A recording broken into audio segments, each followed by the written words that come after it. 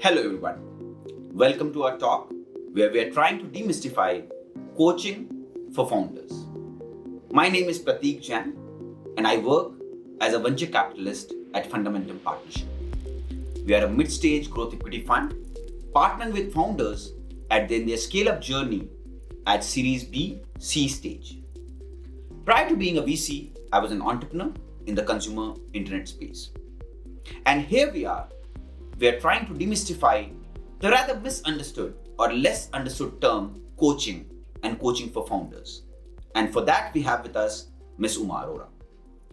Uma is a leadership coach, organization development practitioner, and a behavioral scientist. She specializes in helping individuals and enterprises build capacity and enhance performance. Uma is the current president of Asia Pacific Alliance of Coaches, a Singapore-based society. She is also the founder of Edom Learning, an India-based coaching firm. Uma advises Fundamentum Partnership on leadership coaching and works with our founders in their leadership coaching journey. She blends her knowledge and training as a coach with her business experience, as well as insights from neuroscience, Eastern philosophy, and wisdom to produce individualized outcomes. Welcome, Uma. So let's just jump right into it. What really is coaching? So, Prateek, one-on-one coaching is designed around an individual's specific needs and goals. This is an inner journey to explore goals, strengths, habits, patterns that manifest in day-to-day actions and results. Coach provides a perspective, playing the role of a thinking partner, holding the mirror, acting as a sounding board, and sometimes even a challenger. And ultimately and essentially, this is about the growth of the client. It's a non-directive coach-client partnership to help the client achieve what they want. And the heart of the coaching is a trusting, supportive client-coach relationship. The main objective is to help the client access their maximum potential. There is a negative connotation around coaching, right? It feels like there is something wrong in the person, he needs the improvement. So, my question to you is coaching a remedial intervention, or is it something you do when you're looking to improve something in yourself? I've been a part of and I've even co-authored a coaching benchmark survey for Asia Pacific Alliance of Coaches. And one of the interesting findings was that there is ambiguity in understanding the word coaching even to an informed, discerning mind. In the late 90s and early 2000s, that's when the phenomenon of coaching began and started seeping into the corporate world, starting with North America. And initially, coaching was perceived as and sometimes used as a remedial exercise. And organizations would normally commission a coach to fix someone's behavior, typically at the leadership level. For example, when a high performer receives adverse feedback or when organizations are restructuring. So the objective was at that time to help facilitate transition into new roles. Now fast forward 2020 and beyond. Now coaching is now seen as a privilege. The best in the world are coached. High potentials in organizations are coached today. Great. I think that's a very, very interesting perspective. The best in the world are coached. So talking about best in the world, founders. Why is founder coaching necessary? So why do you think it is important for founders to be engaging with a coach for coaching purposes? Prateek, leadership is an inner game and a public act. And coaching happens in the domain of inner game. And when we talk of founder coaching specifically, three things come to the mind. First, founders' leadership journey happens to be on an accelerated track, especially after they get funded. And they are under tremendous pressure. And they suddenly have demands from all quarters, and we know it, right? Customers, employees, investors, vendors, partners. That's number one. Secondly, coaching is about change. And founders are dealing with change at a super fast speed. team that was managing 50 people suddenly has 1,000 people and going strong and counting. Now, how do we level up as leaders to manage the new reality? That's the second aspect.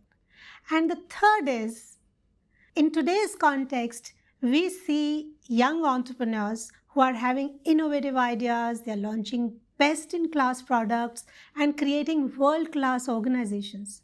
And they're doing this at a very young age. We saw this phenomenon starting with millennials, and the average age today is only going down, with Gen Z now joining the fraternity of young entrepreneurs. So there is a situation where a 25-year-old entrepreneur has to level up overnight. No doubt they are intellectually and cerebrally very bright, but it will be unfair to expect them to gain maturity at emotional level, psychological level, social level, spiritual level almost overnight. It's too much to ask. So this is the core of the need of founders, where coaching can help with their inner game. Coach pays attention to the internal conversation of the founder, listens to their needs, motives, stresses, anxieties, fears, in a sense creates a container for the client to explore alternate perspectives. And I must say, I'm amazed to see the learning curve of some of these people. It's amazingly and astonishingly steep. Very aptly put. I think founders are really in a very tough job, and they need to kind of deal with so many changes in their environment, circumstances, and such a in a such a accelerating way. I have this very interesting question, and founders often ask me this: is that what is a good time to engage a coach? Because founders are always so busy. They are raising funds, they are hiring, they are growing their startups. In such an accelerated way, so they never have time. They're always bandwidth constrained. So what really is a good time to engage a coach? Because it's very difficult for our founders to put in something like this in their already busy schedule. Yeah, this is my favorite actually, because I hear it every day. So, in the story of Mahabharata, when did Arjun get coaching? And more importantly, when did he need coaching the most? Not when he had all the time in the world, but right in the battlefield. So when you're very busy, in the middle of stuff, in the middle of crisis, dealing with various problems, that is the right time, right moment to take out time for your own growth too. Now, coach acts as a mirror, as a thinking partner for the coachee to reflect, take an objective view, raise self-awareness of all conscious and unconscious mental processes. My experience is the moment coachee starts seeing the science behind the process, how my unconscious thoughts are working and how they're driving my behavior, they know exactly what to do. They're smart people. So coach's job is to provide, and I'm saying this again and again, it's to provide a safe space for coachee to reflect. And entrepreneurs bring in a special zeal and earnestness in the process of self-inquiry. And this creative restlessness works at actually two levels. One is to raise their own self-awareness, and second, initiate a thinking of creating a coaching culture in their organizations. So it works two ways. Very well said. This reminds me of the saying that if you're busy, you need to meditate 1 hour. But if you're very busy, maybe you need to do it for 2 hours, right? So the right time to engage a coach is when you're in the middle of things, when things are going haywire, where everything and everybody is asking for your bandwidth, and that's the right time to engage a coach, because that is when you need it the most, actually. Exactly. So, this is one of my most favorite questions that I've gotten from founders is, the coach of a cricket team is an ex-cricketer, Rahul Dravid. Generally, the coach of athletes, coach of sports personalities are ex-sports personalities or ex-athletes, right? So, do you think a founder, when he's looking for a coach, should be engaging with a coach who has been an ex-founder, or is it necessary for a coach to be an ex-founder or an ex-CEO? Because Sometimes the founders think that he would understand from where he's coming from. He has the coach would have been in his shoes, and that's why he would be able to give more practical solution, more practical answers to his problems than a superficial one. So the question is, do founders need to have coaches who have been an ex-founder, ex-CEO, or maybe a current founder or a current CEO? Great question, Prateek, and a difficult one, and I'll try and answer it. So first of all, coaching is not advice. As I said before, coach's role is to ignite that fire through thought-provoking and insightful inquiry, to help the person think for themselves by reflecting and tapping into their own intuition in a trusting and supportive environment. And one of the most critical things coach does is help the person see better, increase their self-awareness. And another important thing is that professional coaching relationship, it engages the whole being of both coachee and the coach. The intellectual, emotional, spiritual, humor, language, history, life experiences. And this is about the inner world, inner game. Where one is getting energized from, where is one getting stuck, recognizing patterns and getting unstuck. Therefore, to cut the long story short, it is necessary for the coach to be good at what they do. Coach does not have to be a founder, and founder may not necessarily be a coach, period.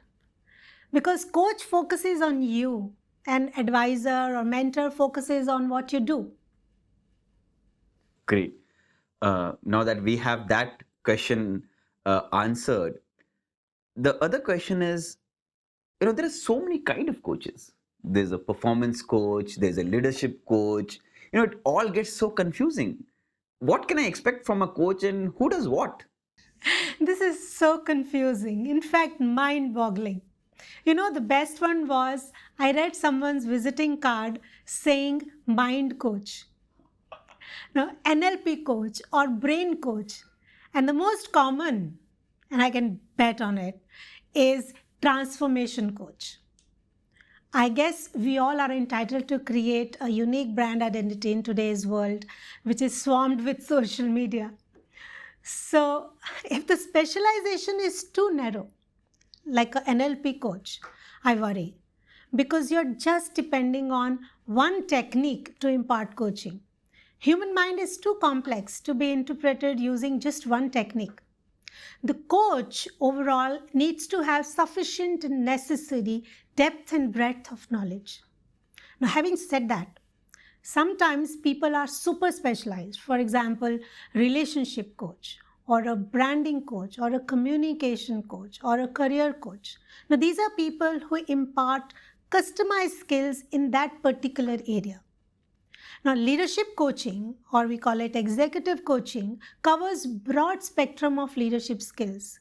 Each coach may not be able to build all skills, but bring awareness to the strengths and weaknesses of the person and help navigate a way to develop those skills. And more focus is on strengths. What is it that the person is about? What are his strengths? So how does this engagement work typically? What happens in a coaching engagement? Yeah. So the core of the coaching process is about change.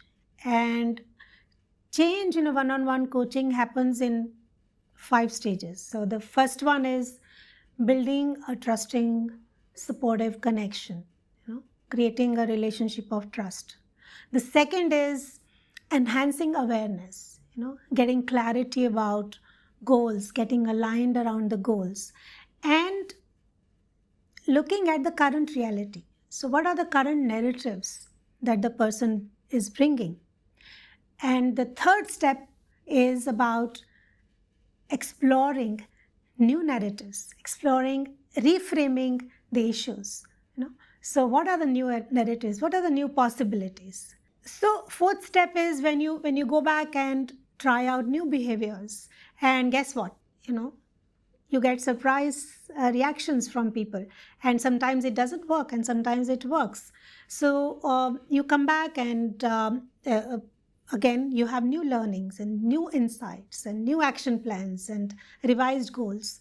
So that's when, and this whole process is about transformation, it's about change, and it doesn't happen in a serial order. It all happens sometimes, everything happens in one session, it's all simultaneous, and human learning and adult learning is happening in a simultaneous kind of way, or in a, sometimes in a, it's a spiral, so you go one step forward and you take two steps backward. Yeah. Sounds a lot iterative process, right? You kind of figure out something about yourself, then go and try out in the real world, then get some feedback, then come back, how you felt about it, how you kind of reacted to the external stimuli, and then kind of talk it out with your coach, and then again get some feedback, and kind of is an iterative process. Will take some time for you to bring that change in you that you want to bring. Great. So, in this whole process of transformation or process of change, right? How do you really set the goals and objectives? Is it necessary to have goals and objectives, or is just a free-flowing conversation with your coach, which kind of leads to some transformation? So that's another thing, because our founders are obsessed about goal settings and measuring everything. So it's a very important part of our founders. The way they behave, the way they work is, what is the goal of this, and when will we know that we have achieved this goal? So would love to get your point of view on goal setting around coaching. Is it really important? Does it is not necessary? How do you kind of think about that? Yeah, it always starts with some kind of goal, but that may not necessarily be the goal that the person wants to work on. And sometimes that goal is confusion to clarity. Sometimes it's a difficult situation, sometimes it's a difficult feedback, or generally one is in a new situation. So the goal shifts as the person starts talking. In fact, I would say goal clarification is one of the first things, and that usually happens in a session. And there's usually a trigger, but it can change as we go along. So as an example, one person started with the goal of, I want to be more strategic. Now here's a person who was a very smart operator, and very good operations person. And when we explored around his strengths, and over a period of few weeks, he redefined his goals. He learned to understand his strengths and approach the strategy from his strengths in operations. And he shared, now I'm allowing my natural fluidity, because he was getting stopped. He was stopping his natural fluidity. I'm allowing my natural fluidity to come in and contribute a lot more now than before. So earlier he said that I didn't have this kind of freedom with myself. So these were such heartwarming words, and this is what harnessing your strength looks like. As I said, part of exploration sometimes is also, what is my goal? No, very well said. Actually, I feel the real goal of coaching should be, how do I harness my strengths? How do I become a better version of myself, right? Because at times your strengths can also support and aid your weakness. Like you said, right? An operator trying to become more strategic, and how you kind of bring your operator perspective to become more strategic there. So it's all about harnessing your strengths and becoming a better version of yourself. And that, I think, is the real goal of for a coaching assignment, or kind of engaging with a coach, in my opinion. Very well said, Prateek. So, another thing that I keep getting this question from my founders is, how do I beta test founders coaching? There's a tech founders, how do I know it will work or not? Is it something for me or not? Okay, so the answer is very simple, Prateek. Don't know about others, but our coach contracts are open contracts. You may discontinue anytime. All you have to do is, you have to have one conversation, give time for closure, so that you don't leave anything open which may damage the client. Sometimes people don't understand it. It's very important to put a good closure to a conversation. Do not expect big results in 1 or 2 sessions. So generally, coach will be able to tell you the minimum number of sessions one should do for a particular outcome. Got it. So be patient. Try to speak to multiple coaches. Get a comfort around the coach, the conversations you're having. That's what you kind of alluding to when you're kind of working and choosing a coach. Um, so, Suma, this is a very interesting question that I've got. Is that coaching is costly? And our founders are running startups. They're always resource crunched. So, for something that they don't even know if it is going to work or not, right? So what do you have to say to founders when they say that this is a very costly affair? Of course, at Fundamentum, we encourage our portfolio founders to talk to you because you are advisors and you're available to them. But founders who don't have somebody like you accessible through their, what is your comment on this particularly? Great. So, at the risk of looking like a cliched answer, I would say cost of not doing is more. And I share with you, I actually learned it the hard way. And several years ago, I was regional head of an IT education company, and I got a great break. I became country head operations overnight. It was almost overnight. And from being a regional head of responsible for a small geography to becoming responsible for country operations, much larger team, much larger portfolio of my job. So and I struggled. I struggled to find several answers. There was nobody to coach me. I wish I had a coach. Absolutely. I think it's about prioritizing, and this is something which is, if we can bring about such an impact, it's not just good for the founders but also the startups that they're leading. So I think bang on that perhaps not engaging with a coach would be more costly than engaging one, right? Almost the last question. Uh, how does one really answers this question of, do I really need coaching? I would say no, nobody needs coaching. And yes, everyone can benefit from coaching if they want. So, and bigger question is, are you ready for coaching? Got it. So when the disciple is ready, the teacher appears, is what you're trying to say. Great. It was fun talking to you, Uma, and I hope we have been able to demystify a bit about coaching for founders. That's it from my side. Hey, I won't let you go, Prateek. So I have a few questions for you. Sure. So can we flip it around? Let's do that. I was not prepared for it, but let's do that.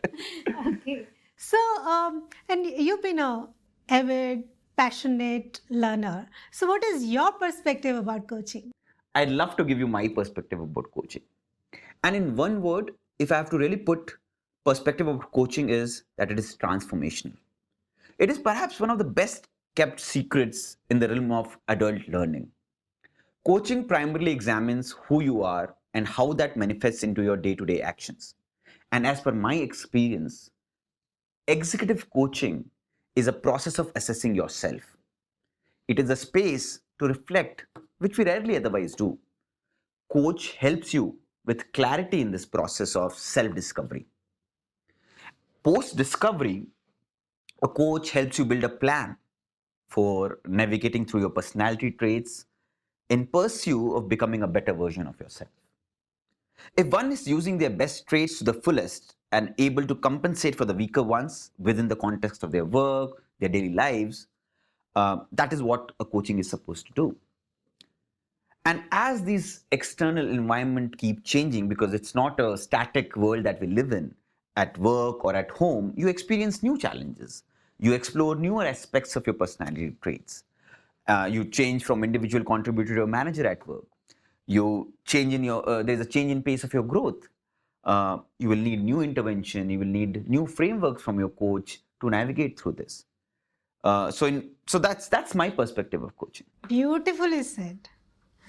Now, Take us through your journey, Pratik. Before you had a coach, your initial encounters, and how your relationship and your learning journey progressed. So, some nuts and bolts of what happened. Sure. So I got introduced to coaching when I was transitioning from an entrepreneur to a venture capitalist. And the rhythm of both of these positions are poles apart. This shift in the work environment came with a steep learning curve, and it was tough. It was a tough transition for me, and it showed in my work, it showed in my body language, it showed in my overall confidence. And this is when I took an help from an executive coach to navigate and largely ease my transition. The first part of my journey with the coach was a lot about going within and assessing myself, learning more about my conscious and unconscious behavioral traits, work that energizes me, the one that exhausts me, and why. And there are various frameworks and tests that the coach engaged with me on. While a lot of it was through conversation with the coach, where my coach followed an appreciative inquiry process to peel the onion of different facets of my behavior. And then the second part of the coaching process was to give me tools and frameworks to help me identify some of these behavioral traits consciously,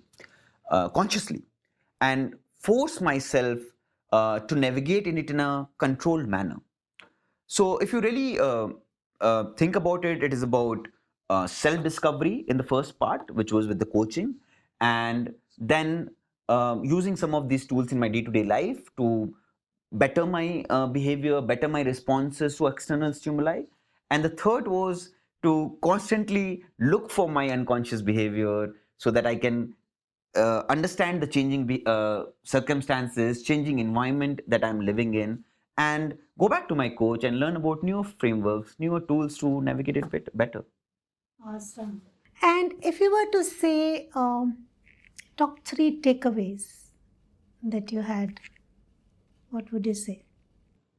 So, if I have to really put together three takeaways from my coaching journey, I think the first would be harmony with oneself, self awareness, and self assurance.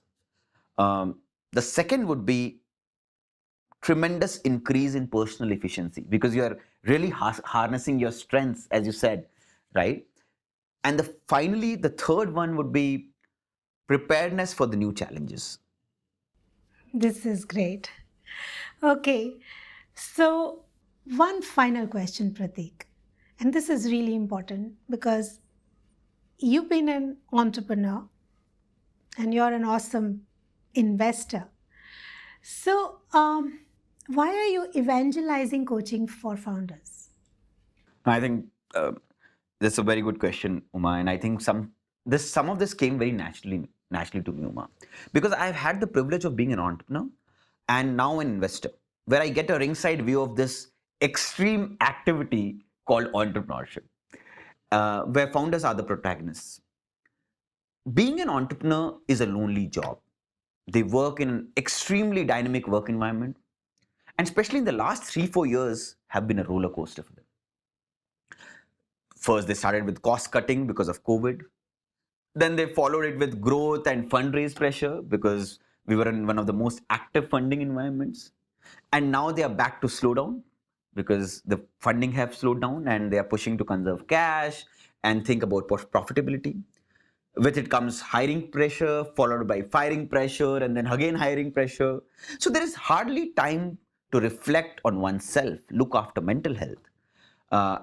And they have to always bring the best version of themselves to work. They're being watched, they're being judged by their employees, investors, vendors, merchants, all of the stakeholders, right? So there can be no better setting to engage a coach, right? To be centered, to build habits, and to be patient with oneself. So, taking from your example of Krishna and Arjun in Mahabharat, founders are the Arjun in the startup Mahabharat, and Krishna is the coach that they need while they are in action, while they are navigating through these so many uncertain challenges of day to day running a startup. Wow. And that is why I think I evangelize coaching for founders because I've seen it as a founder and I've now seen it as an investor that how important and how fruitful it can be for founders and their startups. Great. So you've articulated it so beautifully. Thank you, Uma, and it was fun chatting. And let's see if we can follow it up with something else on coaching of founders. Thank you. Thank you.